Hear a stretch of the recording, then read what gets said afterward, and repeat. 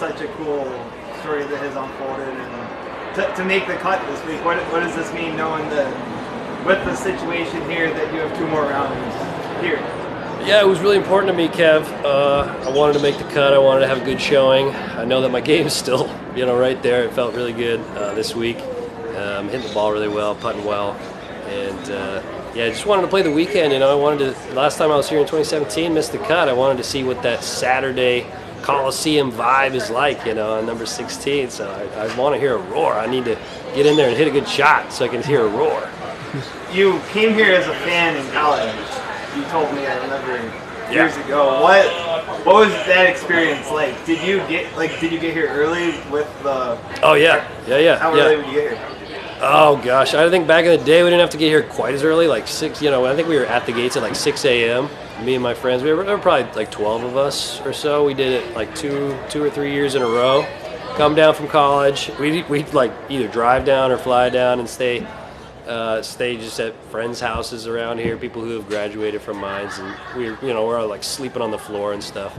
Wake up really early, get there at 6 a.m. and run over. We were one of those yahoos running over to the 16th hole, grab a seat, there all day, just having fun, cheering on people. We saw a couple aces throughout the years. Francesco Molinari, if I remember right. I'm trying to think of another one. But it was, it's just a blast. It's always fun to. So I just try to hype up the crowd when I'm in there, playing, because that's what they want to see. So you would run to get into that seat, like you were part of the runners. I was just out there this morning. It's crazy. I had never seen. Oh, it's madness. Like I said, I think back in the day it wasn't like as crazy as it is now. But it was, we were running. And could you kind of? I know you touched on it a couple times, but for our, I guess, Cameron records, to go through the decision to go a different direction in your career and how that came up. Yep. Yeah, like I said, played out this last 2023 season on the Korn Ferry Tour. I played poorly. I had some back injuries at the end of the season. Me and my wife sat down and we had that discussion. Is it time to give it up? I have 3 kids. There's a lot going on in my life, and I wanted to be around. And when we did our accounting in 2022, I was gone 197 nights. So that was, it just kind of wears on you as a person, as a dad. So we made the decision to try to look for other opportunities. Asked around to everybody I know, all the contacts I've made through the years. Everyone at Ping has been family to me for 12 plus years, and they've just been awesome. I know so many people there, and they're deciding to take a chance on me, which I'm super grateful for. And I start on February 26th. I got a cubicle. Let's go. What will the role be? I'll be a fitting and education engineer, so I'll be working with the fitters. I'll be working with the design engineers, R&D. It's kind of a broad scope position, so I can kind of branch out later once I maybe find out what I'm good at or what I like to do there. Very excited to learn as much as I can, and just to get to know everybody there. And then the decision to try this Monday. What was that decision like, in the context of knowing you're about to start a new career but deciding to come play this? Yeah, it's been a fun timeline. I met with John Kay, the CEO from Ping. Thank you, John Kay. In early January, I got like an offer a couple weeks later, and went to play the Farmers Monday Qualifier because I was saying, well, I don't have a job, so I'll just go play some Mondays. My game still felt pretty good. I played well there. I didn't play well enough, and then I figured this would be my last Monday Qualifier of the year, since I signed on the dotted line. So I said, and we set that start date later in February. So I said, this is probably gonna be the last Monday Qualifier. Love Phoenix, love the area. Obviously, I have family here too. So signed up to play, and here we are. Did that give you a tiny bit, maybe more freedom at all on the course, knowing that you are going into that, and I guess how did that enter your head, if at all? No, that's a good question. I think it probably did. Yeah, subconsciously, it probably freed me up a little bit. I said, well, let's swing for the fences here. If not, I'll go to work in a month. And no, but Monday I was feeling it. I was just flagging it everywhere and making every putt. It was one of those days. It was awesome. And you could have you know, you were 2 over through 5 in the first round, not a great start. Did you get down on yourself at all at that point, or were you able to stay positive? Yeah, 2 over through 5. I was like, well, this isn't very good. I'm not playing very well. I was kind of bummed, you know, but I said there's a lot of golf to play, and I knew I was swinging well, so I just said let's just get on a little rally here. And then yesterday's rally, there were 4 birdies in a row. That was pretty awesome. So climbed back into it a little bit. I was a little bit nervous this morning coming out, having to play 4 hard holes, you know, in the rain and the cold and stuff. But I was a little nervous about that, if I'm being honest. But luckily played it 1 under coming in. I was pretty excited. And big picture question, but what is this journey? 12 years, 12 years as a pro, played many tours, played the Korn Ferry Tour, Guide Tour card. You've just kind of gone through a lot of the arc of the journey as a pro golfer and a lot of experience. What has that collective 12 years meant to you in your life? It's been a long 12 years, Kev. That's for sure, but it's flown by fast. Yeah, mini tour golf, Korn Ferry. I was on the web.com tour. The first event I played was the Nationwide tour. Nationwide tour. I was on the web.com tour, Korn Ferry tour, PGA tour, Korn Ferry tour again. Now nothing. PGA tour, Waste Management Phoenix Open. I mean, I'm psyched. I'm so grateful for everything that's happened. It's been hard. It's been a hard road. It's been fun at times, and I'm very blessed. I'm very blessed to have gone through what I've gone through. Do you think, in a sense, you fulfilled a lot of what your kind of childhood dream of being a pro golfer was?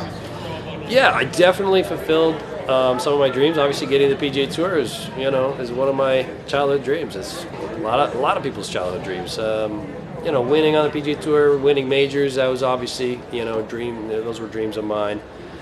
Obviously, that's not going to happen, but unless we get on a heater this weekend. But yeah, I'm super proud and happy with what I've accomplished.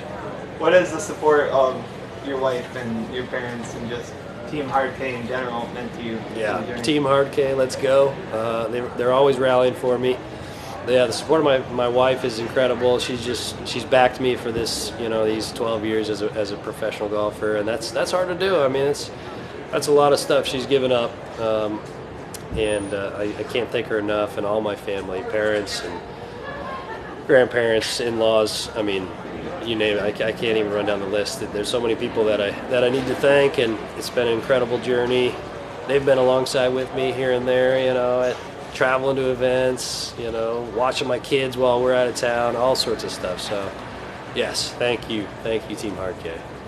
I asked Heidi this, I'll ask you too. If you had a message to Heidi, what would that be? Oh, it'd just be that I love her. I love you, Heidi, and I can't thank her enough for, like I said, for everything she's done for me, for my career. Now it's time to one last hurrah, and then maybe put the sticks not aside, because I'm still gonna play. Obviously, we're not gonna give up the game, but be there as a dad, full time. Come home every night. That's the plan. That's what I want to do for her and for my kids. A couple last ones for me, and I know I asked you many things, but let's go, Bills. What playing pro golf, it's such a journey and a lot of sacrifice and some of the other things. What do you think? Where did that fuel come from that made you decide to do it, to go through it and everything and chase the dream? Yeah, that's a good question.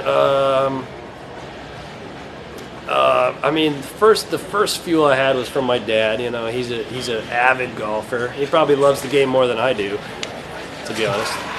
And then, growing up watching Tiger and Ernie and VJ and, those guys battle it out, David Duval and Sergio. And I mean, it's just, that was great times. I loved watching golf.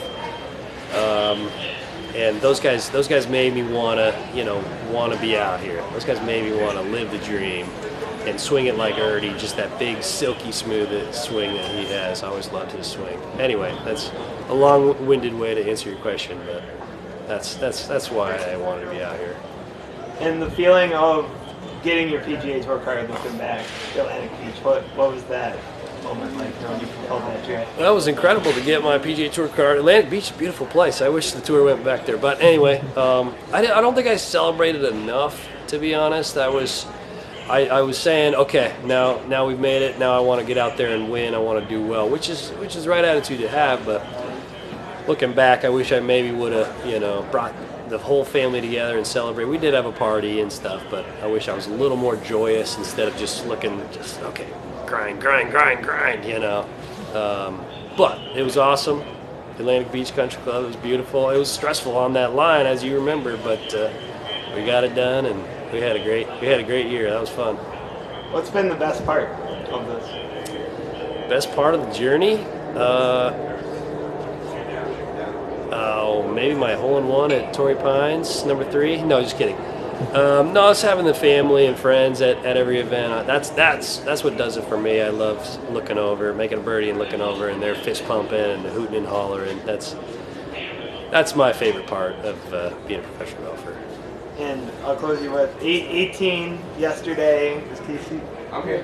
What was that shot, the bunker shot on 18? What was? Oh yeah, bunker shot on 18 yesterday. That was sick. That was. I honestly looked at it and I said, I can make this shot from the bunker, because it was a nice lie. I mean, I was at a little bit of a side hill stance, but it was laying really well, and it was just kind of uphill. I knew if I hit my spot, it was just going to trickle right toward the hole, and clipped it just perfectly, and it went in, and I just said, yeah, baby, let's go.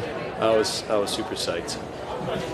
If you don't mind, I'm Yeah. going to show you a video here. If you could just kind of react to it. Yeah, let's do it. Hold that. Oh, baby! I was on top 10 plays. Let's go! First PGA Tour event since 2022. He qualified in a 4-man playoff. Look at this, chipping it in for the bunker. Oh, it's drippy. It went in drippy. He may be in position to actually Gave it that. make the cut of High plays five. been suspended because of rain. Yes. Check it out right now on ESPN. That was pretty good. Okay, what was the number 1 play? Can I watch? Oh, dang it. It wasn't as good. I didn't get number 1. I got number 2. That's pretty good. That's pretty amazing. How's that feel, though? That's my second time on ESPN Top 10. Remember the first time, Kev? Stonebray. Was it the up and down Stonebray, putt? the up and down putt. Yeah. Nick Parker. Nick Parker got it on ESPN. It was like number 8, I think. Way down, up, and then Yeah. right down the On the last hole there. Jim, I got one final one That for was you. better. What would your message be to maybe a young fan that maybe is not familiar with you or your career? Maybe they're too young to be watching golf, but as they get older, they get into golf. Maybe they come across your story. What would be your message to a fan like that? Yeah, message to them would be have fun at the game. I see so many players out here and starting that are just like I said, just grinding. Well, yeah, you got to practice and play and stuff, but you got to make it fun. That's what it comes down to. Obviously, out here at the WM Phoenix Open, we're having a lot of fun. But yeah, as a little kid, you got to make it fun. You got to have fun practicing, playing, get your buddies together, get out there. Golf should be fun. You good? Yeah.